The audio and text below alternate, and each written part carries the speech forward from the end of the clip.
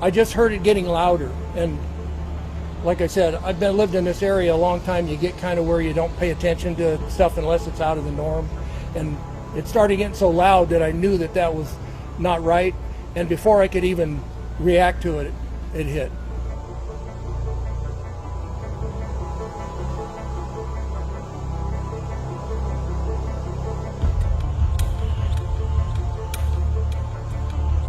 Went after her dog, but the guy and I wouldn't go that way. The guy that lives here, we ran down to the house on the Denise heard it. Actually, Denise got home.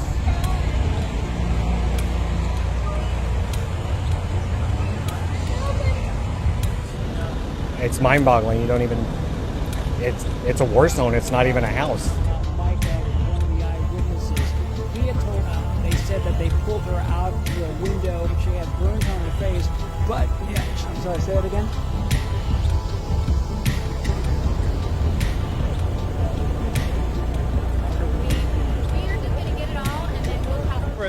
We had multiple structures that were fully involved with fire.